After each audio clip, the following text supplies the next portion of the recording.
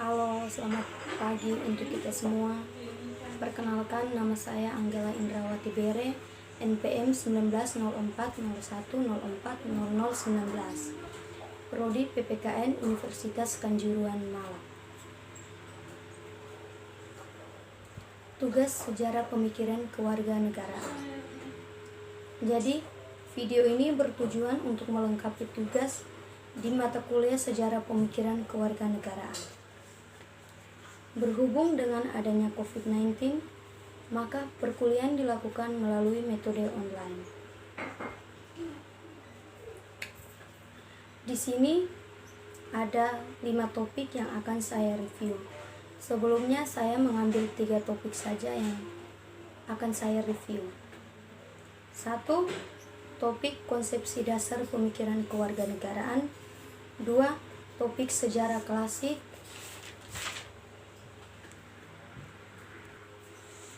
3. Topik konsep kewarganegaraan menurut Plato dan Aristoteles. Konsepsi dasar pemikiran kewarganegaraan. 1. Manusia adalah warga atau humanisme. Manusia disebut warga dirujuk dalam 2 referensi, yaitu 1. Plato atau filsuf Athena adalah peristiwa keluarnya manusia dari gua. 2. Yuval Noah Harari atau dalam buku Homo Sapiens yang menyebut ada 2 peristiwa manusia disebut warga. Ketiga, ia keluar dari gua.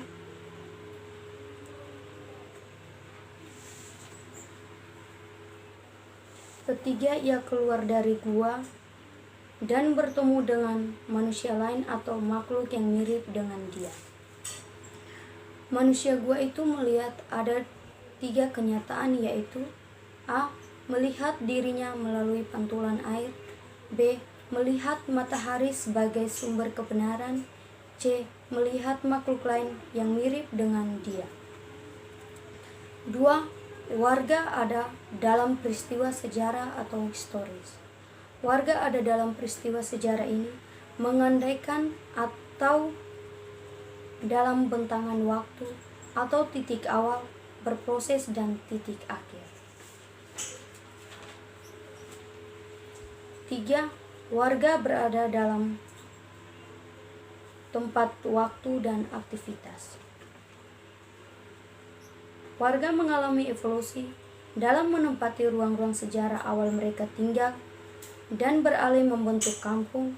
Setelah terbentuk kampung, terjadi konflik dengan serangan dari kaum penjajah awal atau kaum imperialis, misalnya bangsa Persia di bawah pimpinan Xerxes. Topik 2. Sejarah klasik.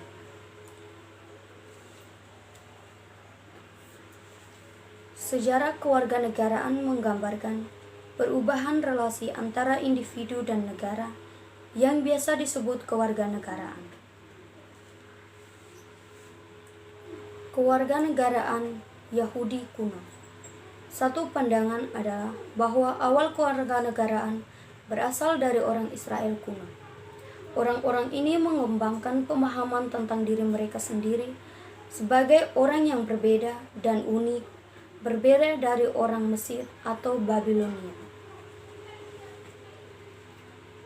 Perjanjian Yahudi telah digambarkan sebagai perjanjian yang mengikat tidak hanya dengan beberapa orang atau pimpinan suku, dengan beberapa orang, tetapi antara seluruh bangsa Israel, termasuk pria, wanita, dan anak-anak, dengan dewa Yahweh Yahudi.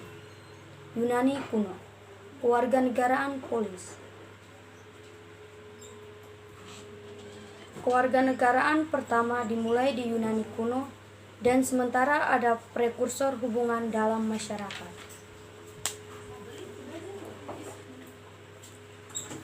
Polis didasarkan pada nomos, supremasi hukum, yang berarti tidak seorang pun tidak peduli siapa dia menjadi tuan, dan semua pria tunduk pada aturan yang sama.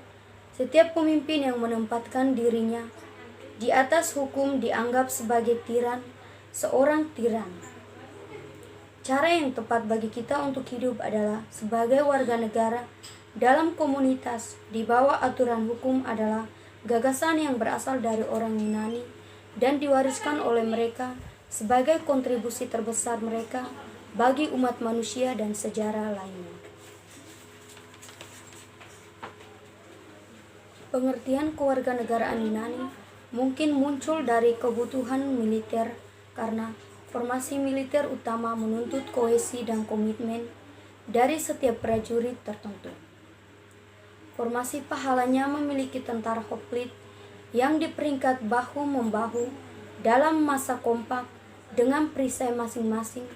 Prajurit di sebelah kirinya berpartisipasi politik dengan dikaitkan dengan efektivitas militer.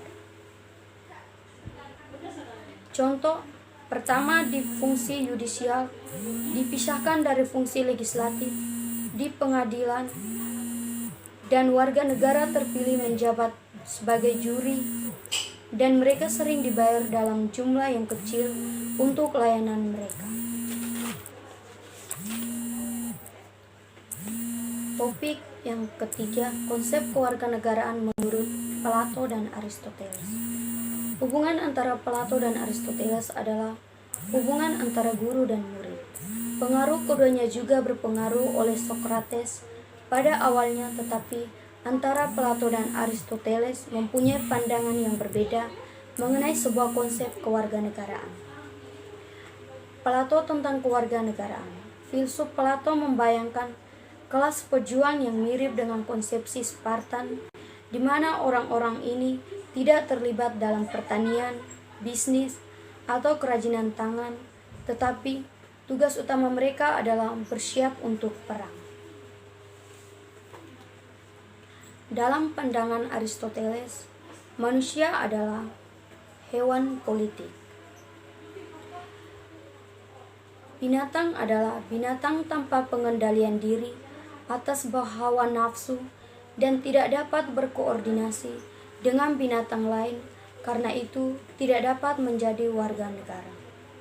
Dalam konsepsi Aristoteles, manusia ditakdirkan secara alami untuk hidup dalam asosiasi politik dan mengambil keputusan singkat secara inklusif, berpartisipasi dalam pengambilan keputusan legislatif, yudikatif, dan eksekutif.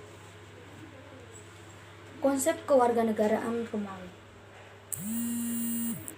Bangsa-bangsa yang dilakukan tidak dapat memberikan suara di majelis Romawi, tetapi memiliki perlindungan hukum penuh.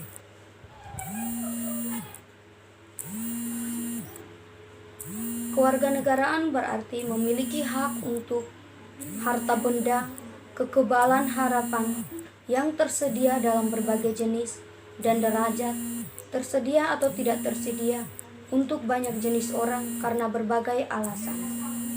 Para ahli hukum menemukan cara untuk menyesuaikan hukum tetap dan hukum umum atau jus gentium, bekerja selaras dengan hukum kodrat atau ius natural yang merupakan aturan umum untuk semua hal. Sekian dari saya. Semoga materi yang tadi saya jelaskan bisa bermanfaat bagi kita semua. Terima kasih, selamat pagi.